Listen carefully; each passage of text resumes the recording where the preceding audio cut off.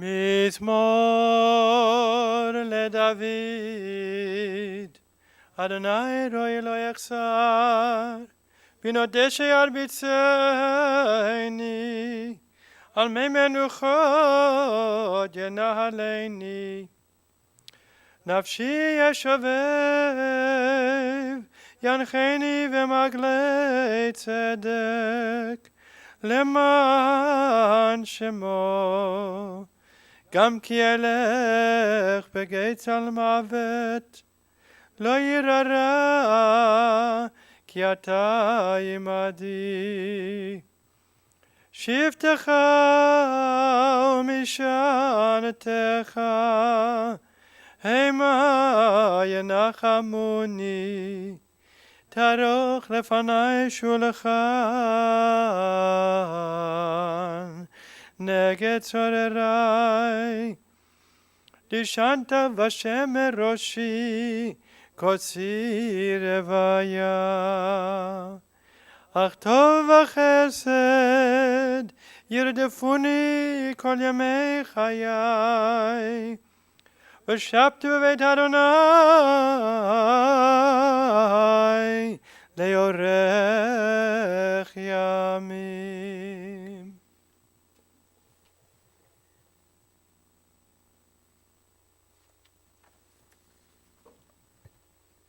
A Psalm of David. The Lord is my shepherd, I shall not want. He makes me to lie down in green pastures. He leads me beside the still waters. He restores my soul. He guides me in straight paths for his name's sake. Yea, though I walk through the valley of the shadow of death, I will fear no evil, for thou art with me. Thy rod and thy staff, they comfort me. Thou preparest a table before me in the presence of mine enemies. Thou hast anointed my head with oil, my cup runs over. Surely goodness and mercy shall follow me all the days of my life, and I shall dwell in the house of the Lord forever. Adonai natan v'Adonai lakach, Yehi Shem Adonai mevarach. The Lord has given, the Lord has taken away. Blessed be the name of the Lord. We gather here today to express our deep abiding love, to pay respects and honor and say goodbye to our dear beloved Rhoda, who was taken from us this week. Our hearts are heavy with grief over Rhoda's passing.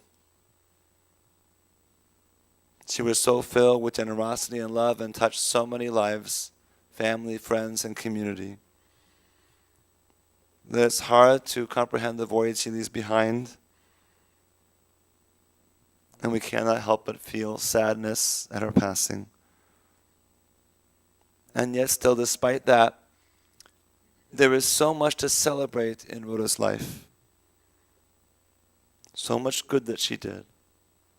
So many ways in which she profoundly affected the lives of those she loved.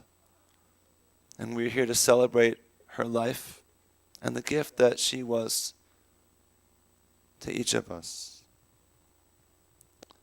I'd like first to call on some family members to share reflections. I'm going to begin with Rhoda's granddaughter, Tiffany.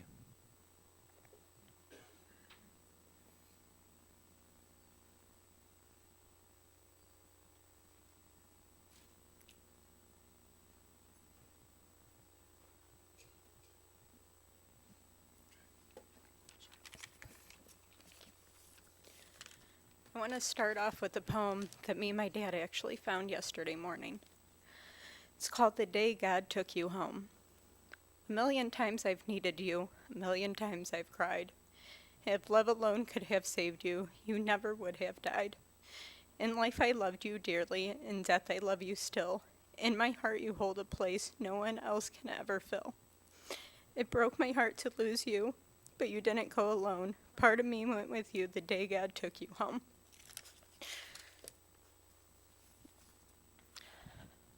My Grammy was the sweetest, most kind-hearted, loving, generous person I have ever had the pleasure of knowing and loving. She always greeted everyone with a smile and a hug. Even in her last days, she was smiling and giving the nurses hugs and telling them she loved them. I was lucky enough to have her love, guidance, and support for almost 30 years, which doesn't seem like enough time. All of my greatest childhood memories involve her and my grampy. Oh, how much I enjoyed weekends with my grandparents. They would let us rent movies and pick out snacks. My Grammy would make homemade milkshakes, and we would wake up to a big breakfast. Matzo meal pancakes and turkey bacon. My Grammy always loved to cook and host big dinners for her huge, always growing family.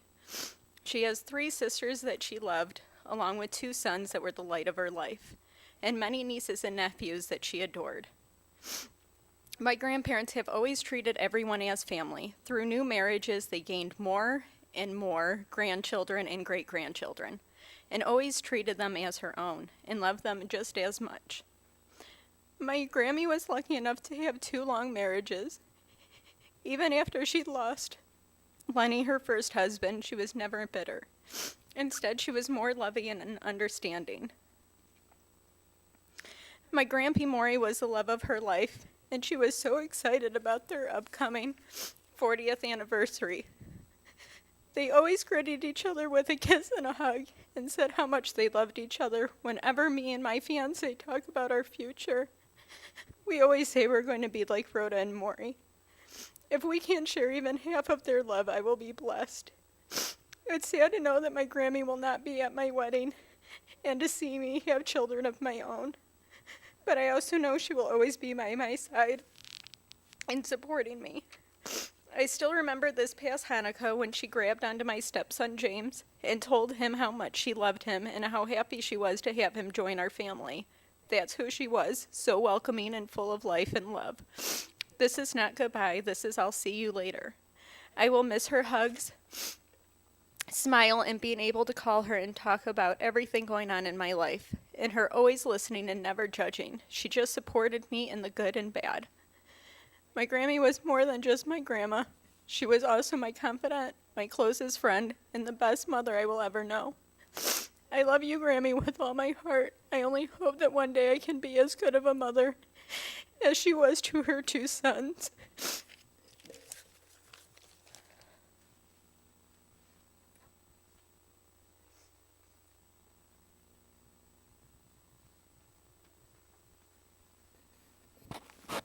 The next reflection is by Rhoda's sister Grace.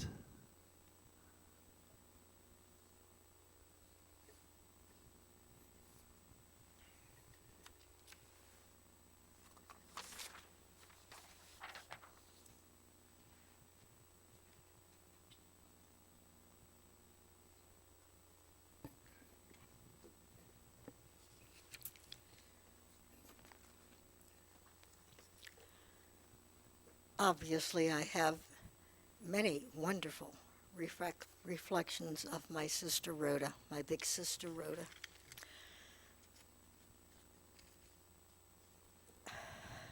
But something I thought about in kind of a humorous vein this morning was one of the differences that we had, which was my house is full of clutter and stuff. My sister's house was devoid of tchotchkes. Lots of family photos everywhere, but no tchotchkes. However, when we were little girls, she was about 8 or 9, to my about 6, our dancing teacher had us dance to a song about a little Dutch boy and a little Dutch girl, she being the boy and I being the girl. My mom having made our costumes appropriate to that.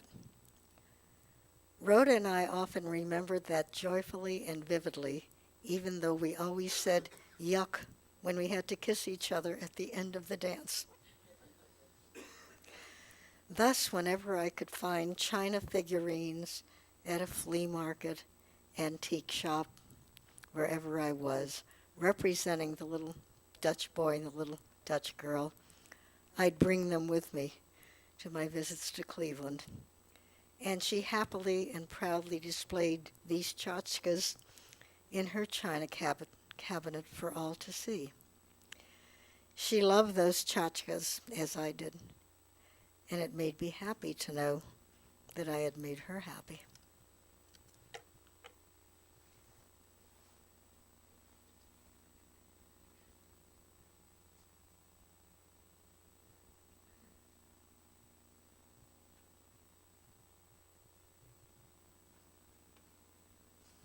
And now I'd like to call on Rita to come forward to speak.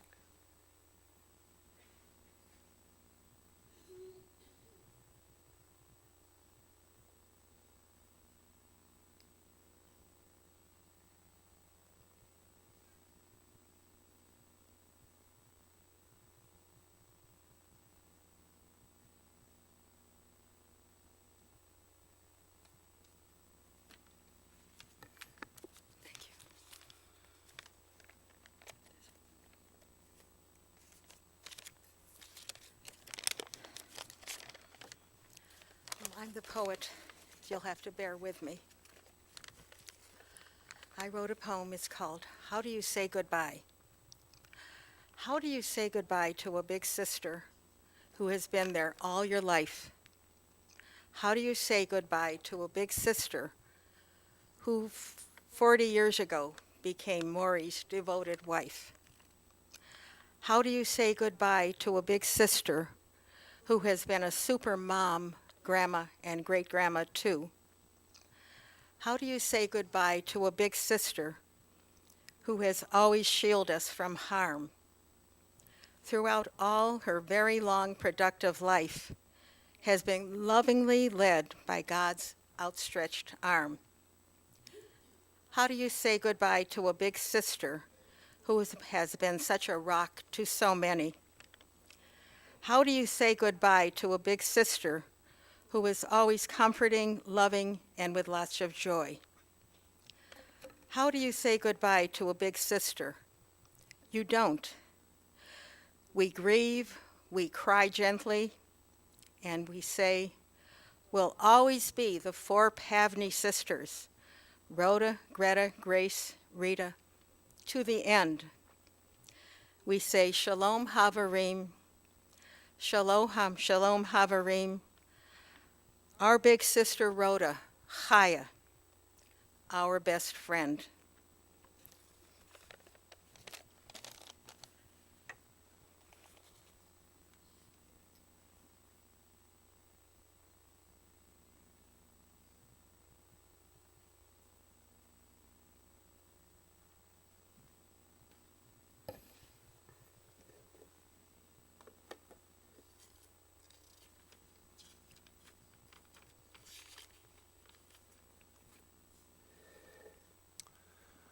The family asked that this afternoon we read Eshet Chayil as a tribute to Rhoda.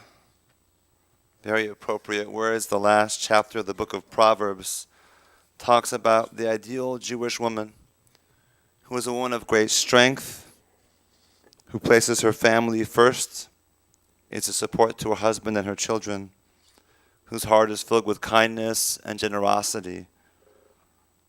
These are the qualities that epitomize Rhoda and her life. Eshet Chayil miyim savra chok mipnini michra, batach bale bala v'shala lo yechsar, kamolatu tov v'lo ra kol yemei chayeha. What a precious find is an Eshet Chayil, a woman of valor. Her worth is beyond rubies. Her husband puts his confidence in her and lacks no good thing. She is good to him, never bad all the days of her life. She opens her hand to the needy and extends her hand to the poor.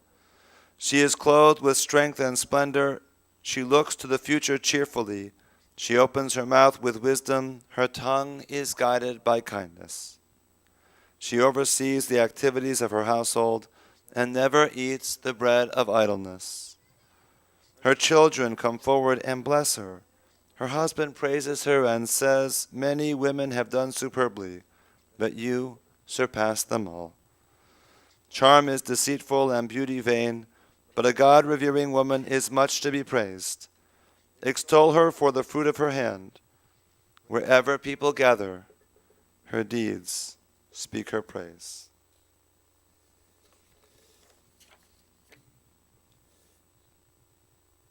There could not possibly be more appropriate words than these words from the book of Proverbs to describe our dear, beloved Rhoda and all that she meant to all who knew her. Rhoda was a loving, devoted daughter to Jacques and Blanche Pavney of blessed memory. A loving sister, more than a sister, a loving friend to you, Greta, and you, Grace, and you, Rita, the Pavney girls. You were a team closely bound together. Everybody knew the Pavney girls, who they were, what they stood for, their values, and how close you were all together. And she was also a loving sister, Maury, to your sister, Bernice, as well. She was a loving wife to Leonard of blessed memory. 25 years that they shared together before illness robbed them of more years. And then a loving wife to you, Maury, for 40 years. It would have been coming up soon. A deep abiding love.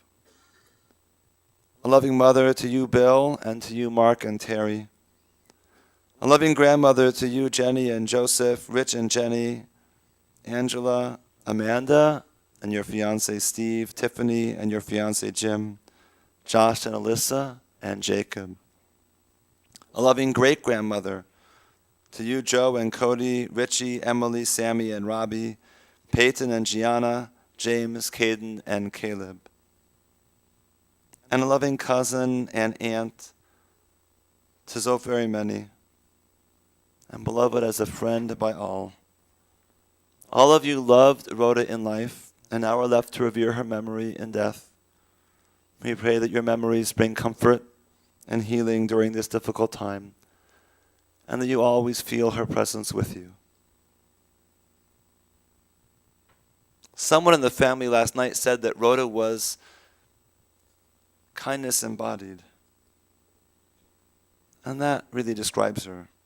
She was the epitome of kindness and love and graciousness and caring and devotion, selflessness. And she was, because of that, an inspiration to everyone who knew her. She was born September 25th, 1927, 1 day and 1 year after her parents' wedding. The oldest of 4 girls, the Pavney girls. She was born a towhead, blonde hair and blue eyes. Her parents wondered whether she could be their child. But there was no mistaking she was a Pavney. You could recognize it by the bond between the sisters and by the values that guided their lives. The family lived a humble life in a small apartment above their parents' grocery store. All the girls used to help out in the store along with your mother. You would go to the market at 3 o'clock in the morning to get fresh produce, a very special memory. Money was tight, and you learned the value of $1, but you also learned what is much more important, the importance of kindness, the importance of living life to its fullest and enjoying every day, the importance of family. Your mother made you all clothing which was handed down from one daughter to the next, except Greta for you, who always was the larger size, so you got the new clothing. Your mother, Blanche Pavney of blessed memory, always taught you that no matter how mad you get at each other, you must always remember that you are family. And this is the most important part of the lesson, that the smarter one always has to give in. Rhoda was always the smarter one. She always gave in because she cared more about you and family than any argument or disagreement or struggle over anything. She lived for you. Family was the most important thing to her. And she was the best big sister anyone could have. The Pavney girls, you all remained very close throughout the years. Greta, you shared that you called Rhoda every Saturday morning at 7:25 a.m. for some 30 years. This past Saturday, you called her to let her know that you would be there to see her on Sunday. You had moved up your plane ticket twice as her condition worsened. And Rhoda told you, okay, I will wait for you. And Grace, you moved up your reservation too. But try as she might, Rhoda just didn't have the strength to hold on. Greta, you shared that when you were young, Rhoda was often busy with her friends. But as you grew, you became very close. And Grace, you then chipped in that, well, Greta may say when Rhoda was young she was busy with her friends, but my recollection is that Greta and Rhoda were busy together when they were young. Never mind, you all were very close with each other, shared everything, and built extraordinary relationships with each other.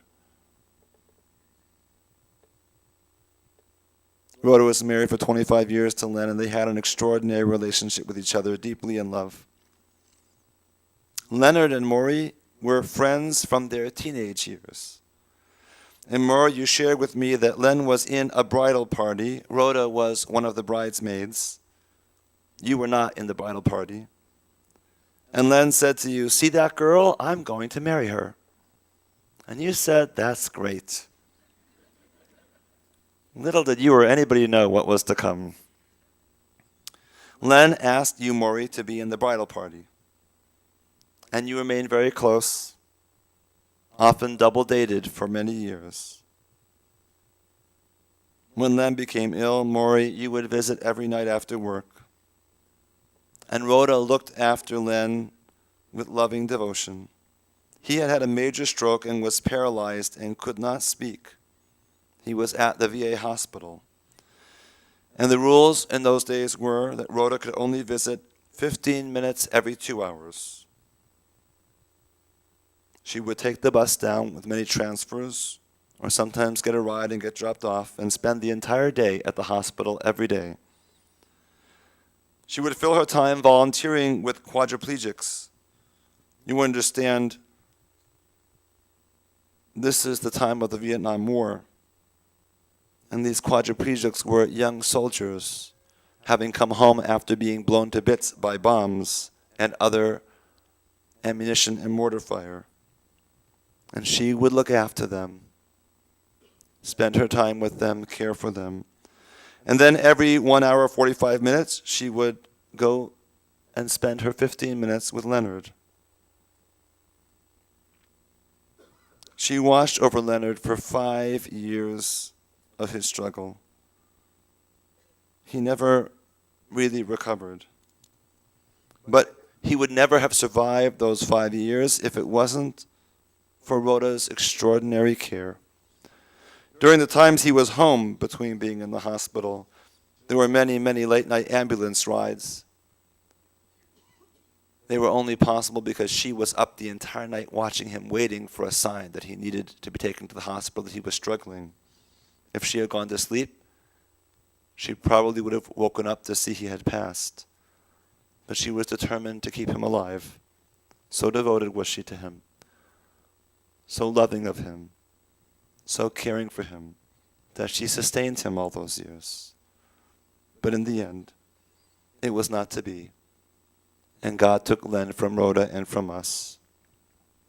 A loss that was very hard, because they were very, very much in love. And Maury, it was a loss that was hard for you, because you and Len were closer than brothers. And when Len died, you would call periodically to check on Rhoda, to see how she was doing. You were concerned for her. And then, I think if I have the timeline right, about a year later, I may have the time wrong, I think it's about a year later, your mother said, Maury, Leonard was your friend? You said, yes. What about Rhoda? Was Rhoda your friend too? You said, yes. Of course she's my friend too. She was Len's wife. Your mom said, so you need to call her. You need to ask her out. She must be lonely. And so you did. And you said to me, Maury, that you think your mom loved Rhoda even long before your relationship with her began. Somehow she knew the two of you should be together after Leonard had passed. She gave you that push. You followed up on that push and you called Rhoda. And the two of you started going out to dinner with the boys, the four of you together. And you did that for some length of time until finally one week you asked Rhoda out on a Saturday night and she said that Mark and Bill were not available. You said, I'm not asking about the boys. She said, you mean a date? And you said, I guess so. On that day, you went to the mall and walked and talked, and that was it. And the relationship clicked. It became a deep, loving relationship. And two of you enjoyed a beautiful life together. 40 extraordinary years of love and passion, sharing in life's joys, shouldering life's challenges, building this beautiful family together with your deep love. You love to go downtown together to dinner and to theater, love to be with family and to socialize. And everywhere you went, everybody loved Rhoda.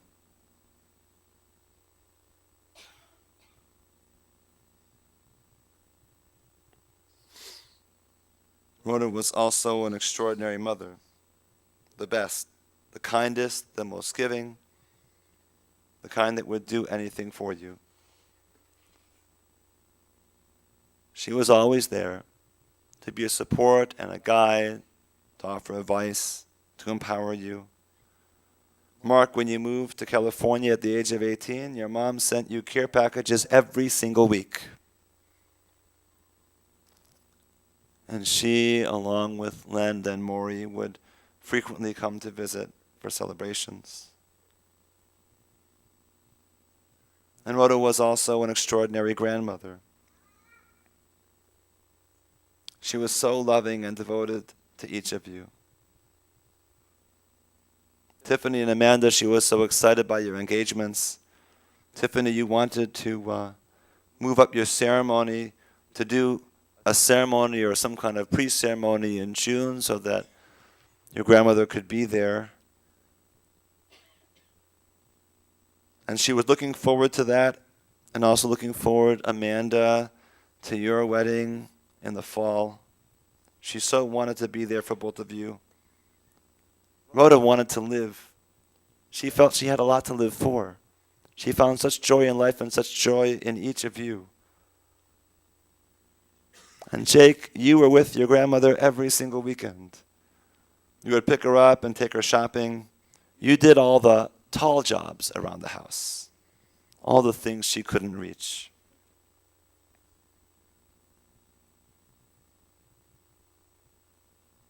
And Jenny, you reflected on what it was like spending Saturdays with your grandparents.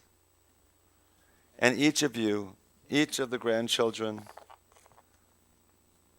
Jenny and Tiffany and Jacob and Angela and Amanda and Rich, you all reflected on how special it was to spend those weekends in your grandmother's house with all the cousins, how she pulled the whole family together, helped you all be close with each other. Those were very special weekends, filled with incredible milkshakes and matzo meal pancakes. She would make whatever you wanted.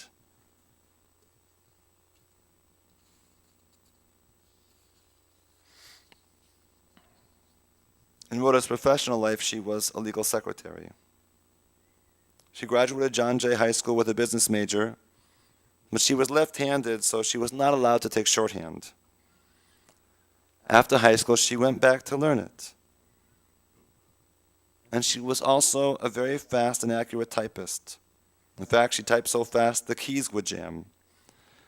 And as her boys were growing up, she not only typed their book reports and any schoolwork, but she did it for all their friends as well.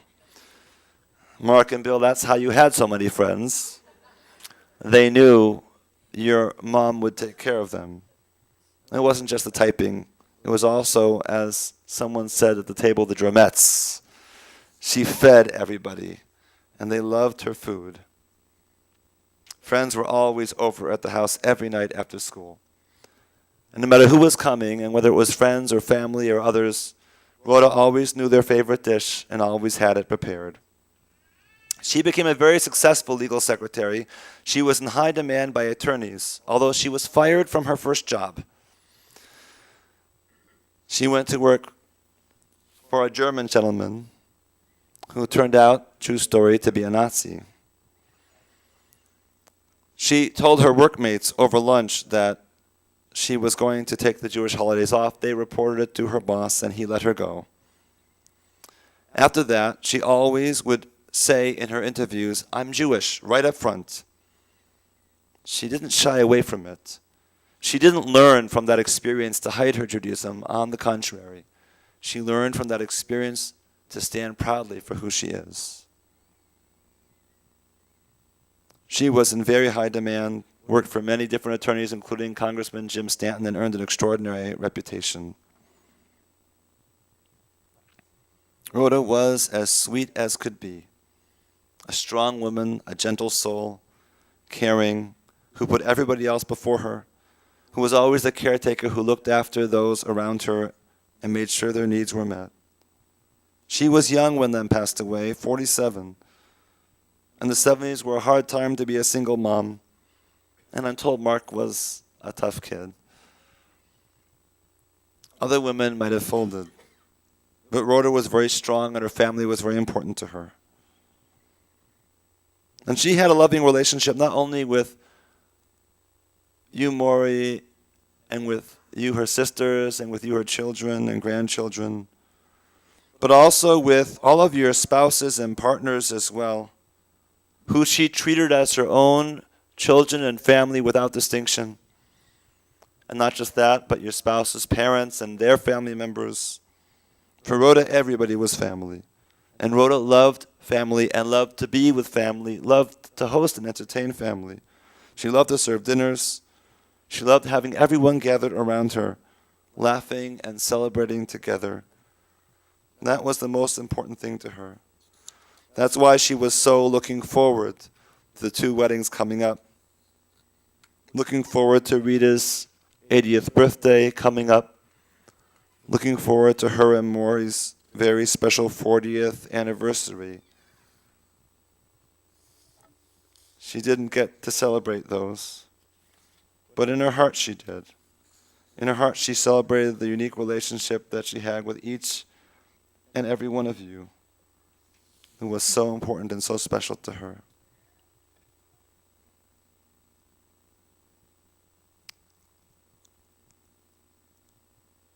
Thursday we will enter the month of Second Adar, the month of Purim. And the rabbis of the Talmud say, Mi shenichnas Adar marbim b'simcha. When Adar enters, our joy is increased. It's hard to feel our joy is increased this week. On the contrary, we've taken quite a hit. Our joy is sapped by Rhoda's passing. But she would want us to feel joy. She found joy in seeing you, her family, have joy. Your happiness, that's what she lived for. She taught you all the importance of family, the importance of love and generosity and compassion. And in doing so, she left you an extraordinary legacy. And that's something really to celebrate. Later in the month of Adar, we'll celebrate the festival of Purim, and we'll read the Megillah, the book of Esther. And at the end of that book, after the Jews are saved from the wicked villain Haman, they will celebrate, and we will read these words. LaYehudim haita ora v'simcha v'sason vikar. And there was for the Jews light and joy and gladness. And vikar is hard to translate. It's often translated preciousness. Yakar means someone who is very dear to me, who I hold a close, intimate, loving relationship. Not precious like a gemstone, precious because of the bond of love. There was for the Jews light and joy and happiness and precious love bonding them together. That verse so aptly describes Rhoda and the bond she shared with each of you, and the bond she nurtured between each of you, the bond that will keep this family strong many years long after she is physically gone from this world. Because though she is physically gone, she is not gone. She is still with you, holding you together, watching over you and caring for you. Her spirit can still be felt to guide and inspire your lives. May her memory always be for a blessing, and we say together, Amen. We'll rise now for the memorial prayer.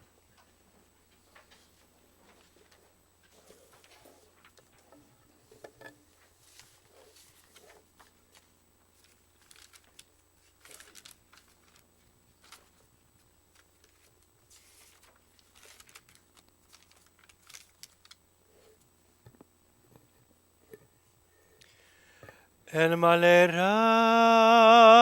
רחמים, שוכן במרומים, המצא מנוחה נכונה, תחת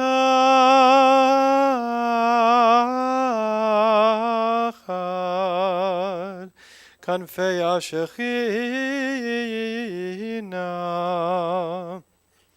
במעלות קדושים טהורים, כזוהר הרקיע מזהירים, את נשמת חיה בת יעקב הלוי ובלומה, שהלכה לעולמה, בגן עדן תהא מנוחתה. Ana balarachamim, הסתירם בסדק כנפיך לעולמים, וצרור בצרור החיים נשמתה, אדוני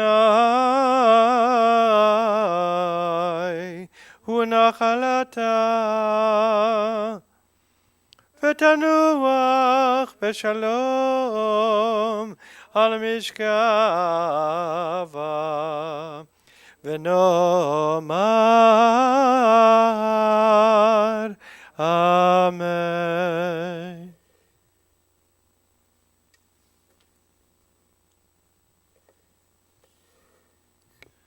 Exalted and compassionate God, we pray that you grant infinite rest in your sheltering presence among the holy and pure, to the soul of our beloved Rhoda, who has gone to her eternal home. O merciful one, we ask that she find perfect peace in your eternal embrace. May her soul be bound up in the bond of eternal life. May the Lord be her portion, and may she rest in peace. And we say together, Amen.